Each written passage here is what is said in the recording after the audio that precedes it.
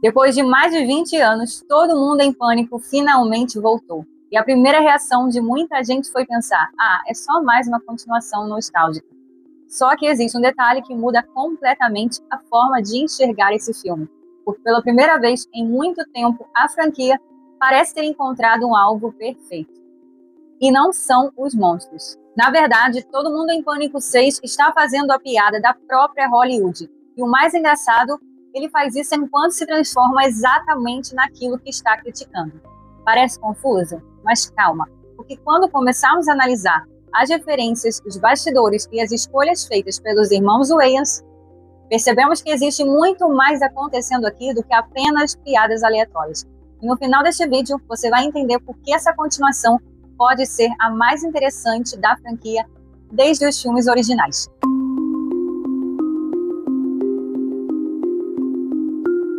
Curiosos, se você gosta de cultura pop, teorias e curiosidades incríveis, já se inscreva no canal, porque aqui sempre tem algo que passa desapercebido pela maioria das pessoas.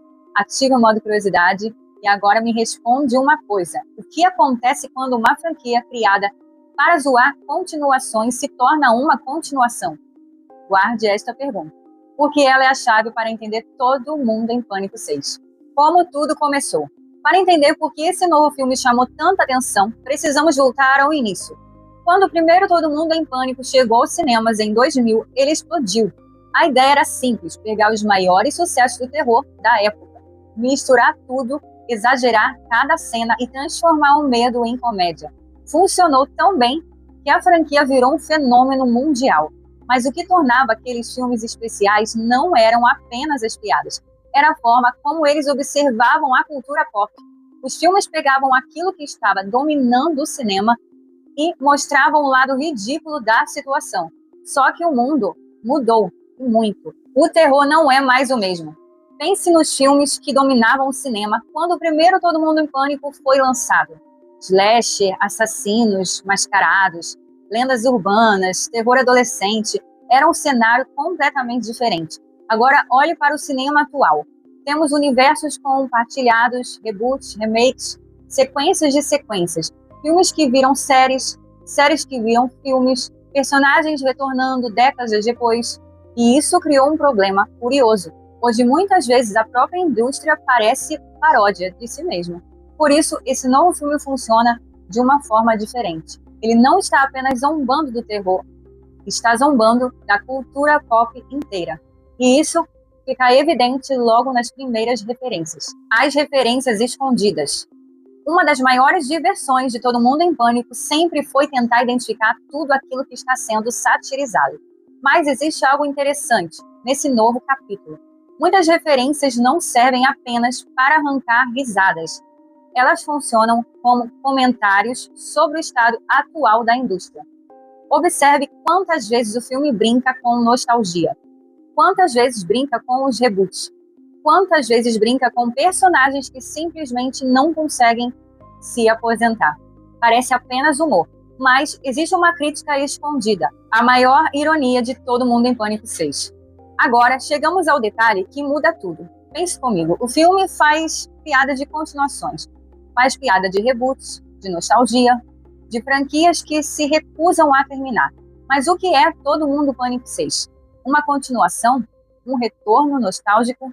Uma franquia voltando depois de décadas? Ou seja, o filme está zombando exatamente da mesma fórmula que permitiu sua existência. E essa é uma sacada genial, porque os roteiristas sabem disso. Eles entendem essa contradição. E em vez de fugir dela, transformam essa contradição em parte da própria piada. Quanto mais você pensa nisso, mais percebe que essa é provavelmente a ideia mais inteligente do filme inteiro. Mas existe outro elemento importante, o retorno dos irmãos Wayans. Por que os irmãos Wayans voltaram? Durante anos, muitos fãs acreditaram que isso nunca aconteceria. Os irmãos Wayans ajudaram a transformar a franquia em um fenômeno, mas depois dos primeiros filmes, conseguiram caminhos diferentes. Por isso, o anúncio do retorno surpreendeu tanta gente. E existe uma história interessante por trás disso. Marlon Wayans revelou em entrevistas que uma das coisas que o fizeram repensar a volta foi uma conversa com o pai da família antes de sua morte. Segundo ele, O pai acreditava que os irmãos faziam algo especial quando trabalhavam juntos e queria vê-los reunidos novamente. Mas esse não foi o único motivo. Existe também algo muito simples. Hollywood mudou. E talvez nunca tenha sido tão fácil fazer piada dela.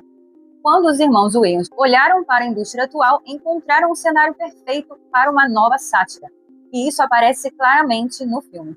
Inclusive, curiosos, eu deixei alguns produtos incríveis nos indicados do modo curiosidade. O link está na descrição.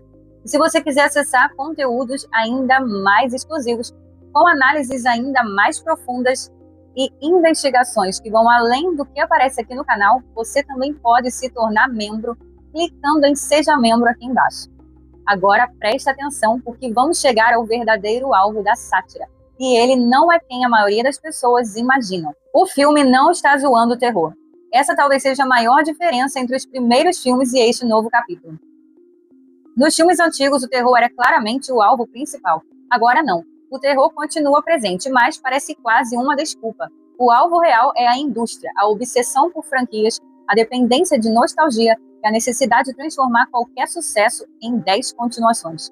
A ideia de que tudo precisa virar um universo compartilhado. E quanto mais você presta atenção, mais percebe que o filme está muito menos interessado em assustar ou parodiar monstros. Ele quer rir da forma como Hollywood funciona atualmente. O filme funciona?